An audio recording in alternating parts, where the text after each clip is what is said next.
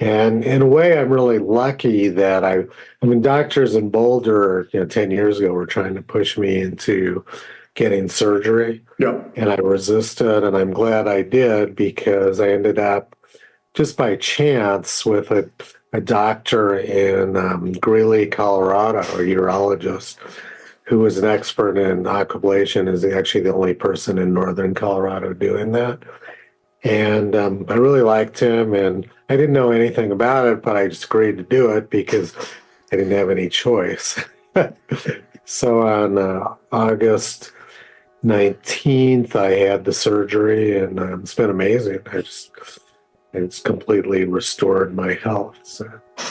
So it's a wonderful experience for me.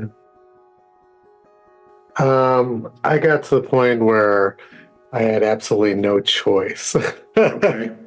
But in 2016, I got some really bad viral infection, which almost killed me, and it got into my prostate, and I started having bad prostate problems after that. In 2017, I ended up in the emergency room in Boulder, Colorado, getting a catheter.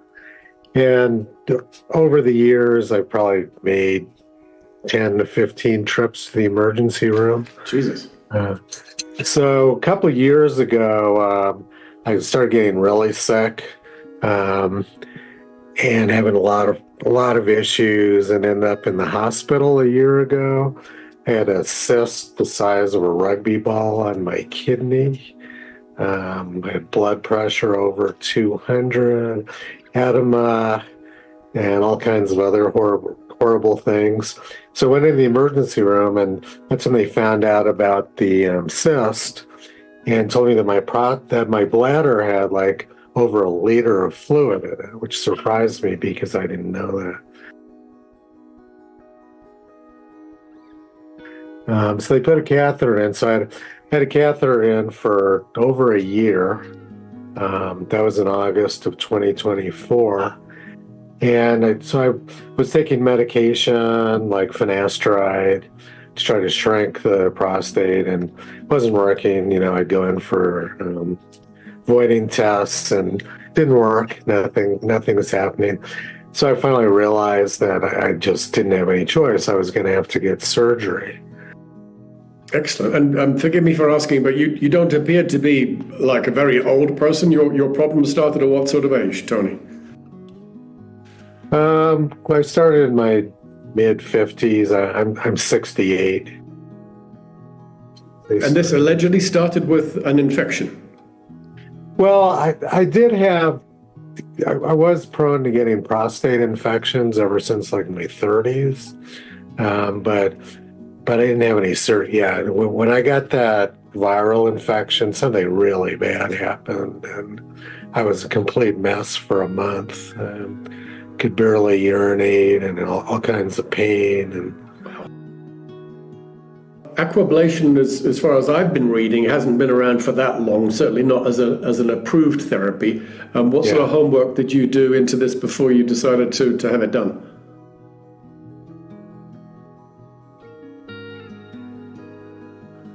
Very little.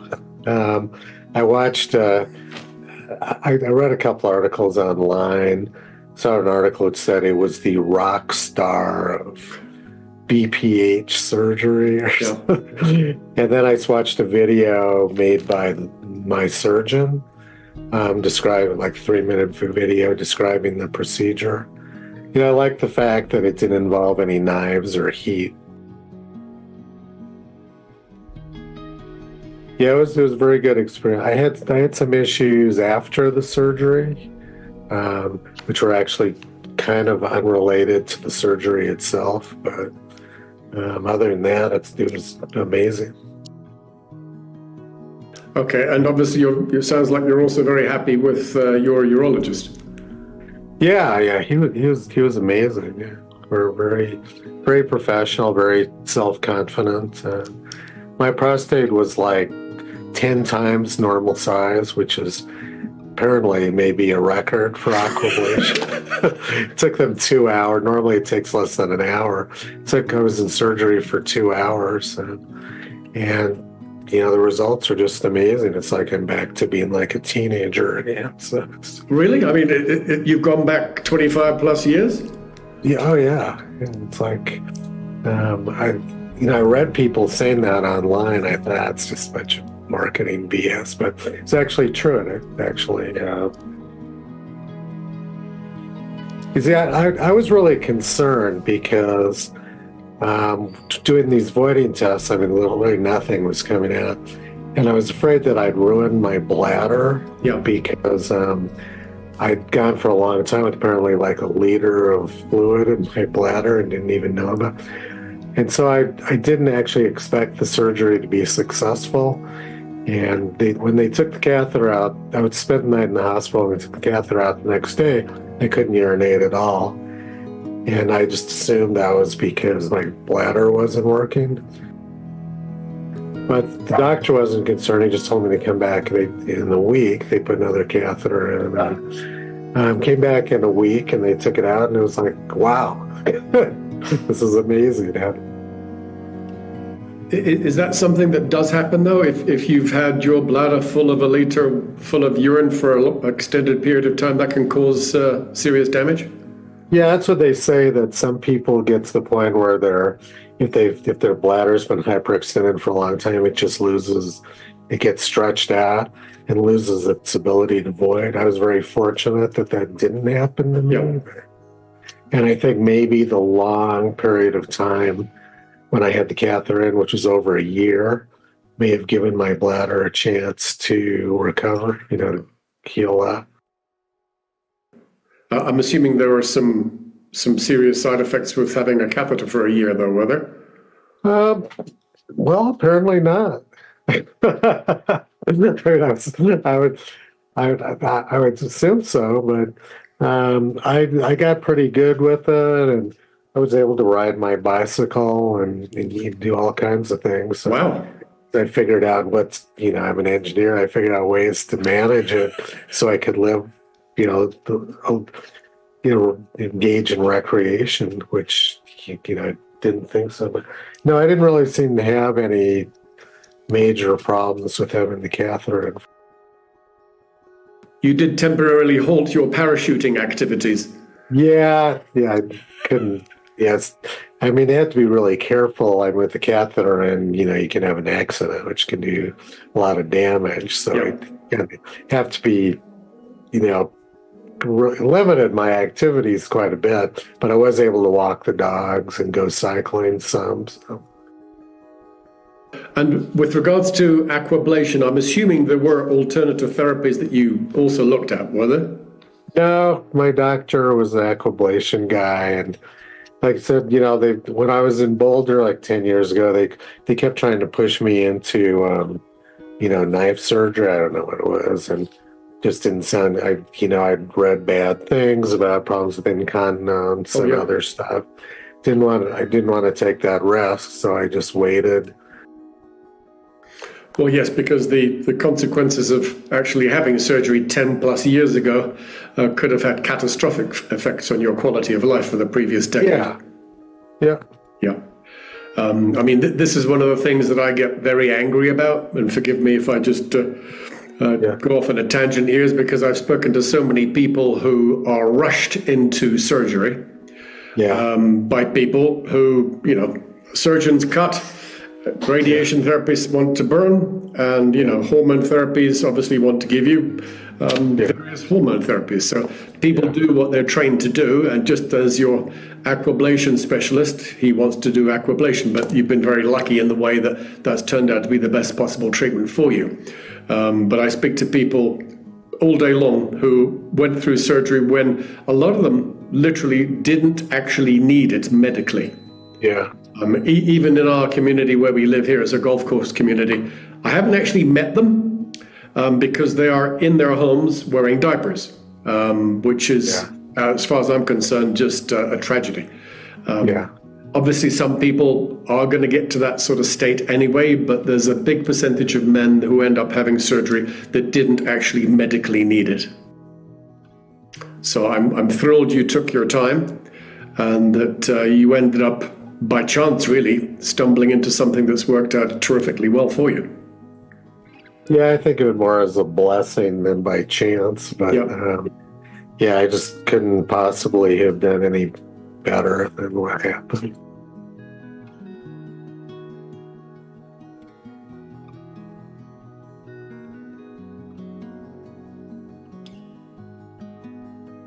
Excellent. So when it comes to BPH, what would you say to people who are perhaps on the fence about what they should do?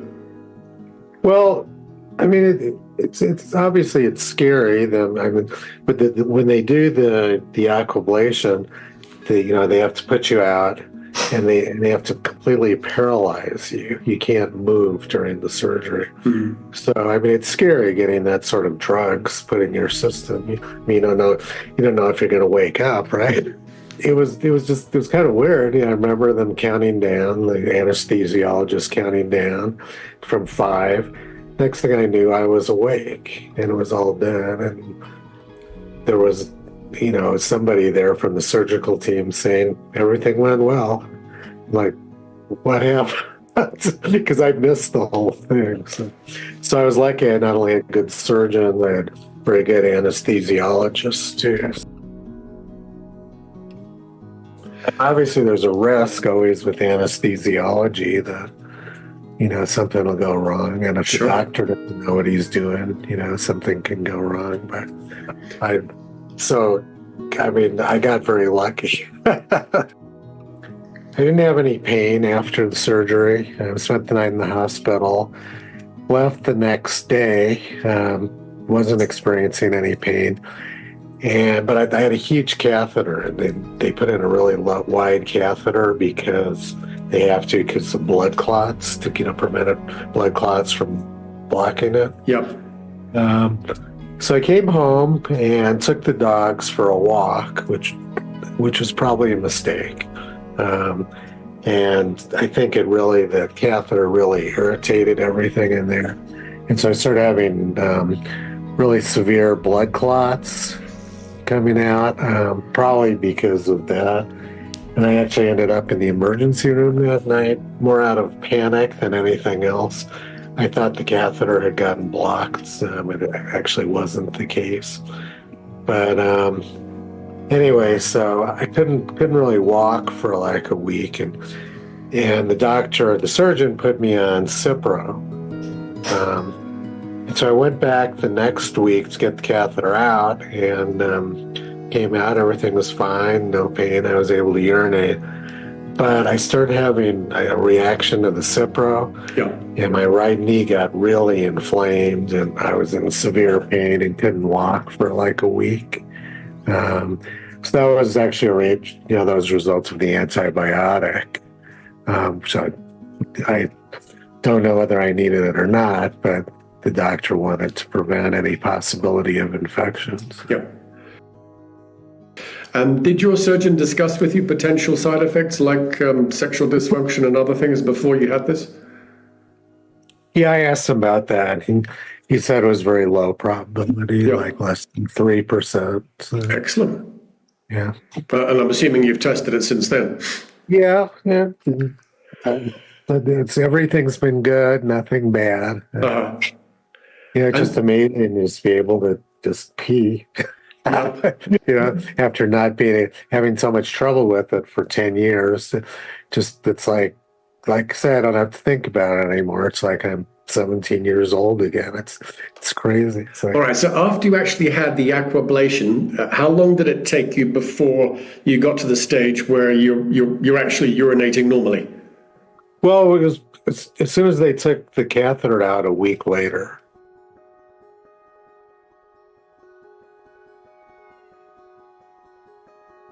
It was a little messy at first. I had a little bit of trouble with incontinence for a few days, but that went away. And okay, so if we had a message for the men out there that are suffering from BPH, when it comes to aquablation, obviously, it would seem like if their situations are similar to yours, they don't really need to worry about sexual function.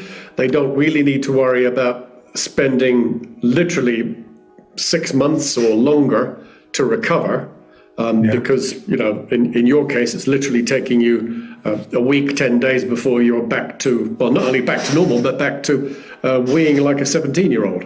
Yeah. Yeah, well, I mean, the thing about Aquablation is, if the surgeon knows what they're doing, it's robotic, and they've got cameras, and, they can see what they're doing and see whether, may avoid any of the nerves or tissues, that you need, and they're just making sure that they're just carving away at the excess, unwanted tissue in there. So assuming the surgeon's competent, they, should be able to protect those things pretty well. Yeah, I wrote an article probably 6-7 months ago about the robotic surgery when it comes to the prostatectomy. Yeah. And the more you look into things, the scarier sometimes it gets. I mean, this obviously is not a prostatectomy, but it is a robotic surgery. And with the prostatectomy, what they were talking about is, if the surgeon has done, at least 500 robotically assisted prostatectomies, then you can call him a real expert. Yeah. Okay. And that sounds fine, but, the next thought that goes through your head is, well, what if I'm one of the first 100 or 200? Right. Or 300, the kinds of things that can go wrong can get pretty scary. But I'm guessing with aquablation that is also much less of a risk because you're not actually cutting, you're really trimming, aren't you, with the aquablation? Well, I mean, if the surgeon didn't know what he was doing, didn't understand what he was looking at, I mean, they could do severe damage. And they're using the high pressure jet of water. So that they have to be constantly monitoring, what they're looking at, through the surgery. So it's probably, a similar situation. Yeah. Surgeon has to know what they're doing. I mean, it's robotic assisted. It's not robotic controlled surgery. Sure. What would you say is the single best thing about your choice in going for the aquablation? Just restoration of normal life. I had all these I was terribly sick the last 2 years, I was suffering kidney failure and high blood pressure and edema and, other things and constipation. They were all the results of the BPH, and everything traced back to that. Yeah, I don't think a lot of people truly appreciate how complicated this can be. And how complicated it can make your life. And thank you to your story. Obviously, people could have a pretty good indication that this can most definitely affect your life in an extremely negative way. Oh yeah, I don't know how I survived that. A year ago, I was just incredible. My blood pressure one day was like 210. I had fluid pouring out of my legs. I was suffering severe kidney failure. I had incredible back pain from this cyst pushing up against my spine. I was a complete wreck. Attending to the BPH has improved many other aspects of your health, not just the prostate. Oh yeah, I was very healthy before, a few years ago. I was extremely healthy and athletic, and then, I can hike and ride my bike and take the dogs walking and I could see that a year from now I'd be back to full strength, because I'm making progress, and that would be really nice. But yeah, it's changed me from, being on my deathbed to, pretty much normal life. So. Is there anything about the whole experience, Tony, that perhaps you wish you'd known before the surgery? Well, yeah, obviously, I wish I'd known about the Cipro. Yeah, that caused me quite a bit of pain, and some of the fear mongering I'd heard from doctors about my bladder was really unfounded. My surgeon they did an MRI, and the surgeon said that he didn't see. He said there was some thickening in the walls of my bladder, but he didn't really think there's going to be any other problems. So I got a lot of misinformation from doctors previous to that. So, Well, was it misinformation, or were they just trying to scare you into something else that they were responsible for? yeah, I think they're always. I surprised saw 4 or 5 different urologists, and they're all trying to scare me into surgery with horror stories, I think. So. Again, this is one of those things that really gets me a little upset. I've written about fear. Yeah. I mean, when I was first diagnosed with prostate cancer, I went to see, I think, 5 different urologists with my PSA, which to this day has not changed much 5 years later, but I feel fantastic. And every single doctor, literally within 15 minutes, was saying, we got to cut it out. Yeah. There was no other decision in their mind. There was not one of them suggested active surveillance. Maybe we should monitor this, Scott. Maybe you might consider making some serious lifestyle changes to see if that would make a difference. Not one of them. Every single one, within 15, 20 minutes, said we have to cut it out. Yeah. So that fear aspect of things, frankly, I think is quite despicable. Because when you do have a serious problem, as you have had, that fear forces you to make decisions that you might otherwise not make. But I got to the point this year where I had to do something. I knew I couldn't keep the catheter in for 10 years. I'd probably be dead, and it wasn't going to work. And it was really messed up a lot of other aspects of my life. So I just decided, well, close my eyes, jump in the pool, and just do it. Okay, so tell me, finally, if you could sum up your overall experience in one sentence, which has obviously been a favorable experience about aquablation, what would you say? So I'm really glad I waited till, this surgery was available, and I had a doctor who had a couple of years experience with it, and then probably hundreds of these procedures, and he was confident, so everything went well for me. So I think if people are thinking about doing this, just really make sure that you've got someone you trust and who's confident, and like you said, has done quite a few of these in the past with has a real track record. Yes. I mean, it's when they're going in and doing something like this, there's a lot of things that could go wrong if your surgeon isn't very competent and experienced. So and you also may need to make sure you've got good anesthesiologists too, because that can be extremely dangerous too. So. And I'm assuming there's lots of things you're doing now that you weren't able to do previously. Yeah. It just, it's restored my life. I can't think of there's nothing, it's been all good for me, nothing bad. It was definitely the right choice for me. And to be honest, I didn't have any choice. I'd be dead soon if I hadn't done it. So it was. Well, thank you for that. And on that note, Tony, thank you very much indeed for sharing your experience. I do know that lots of men are very hesitant to discuss this kind of thing, so I'm very grateful that you did, and thrilled that you've had such a positive experience too, because unfortunately most of the men that I speak to aren't quite as happy as you are with what's happened to them, which is why I do what I do. So thank you for that. Yeah, thank you. I enjoyed talking with you, Scott. Good morning. This is Scott Oliver with ProstateCancerWarriors.org.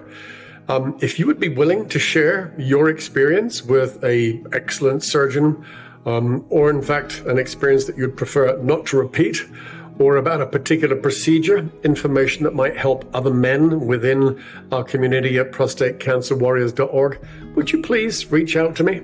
There's a link in the description below where you can contact me.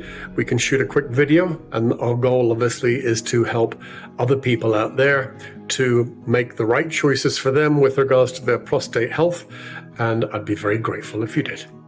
Okay, once again, this is Scott Oliver with ProstateCancerWarriors.org saying thank you. Look forward to speaking to you.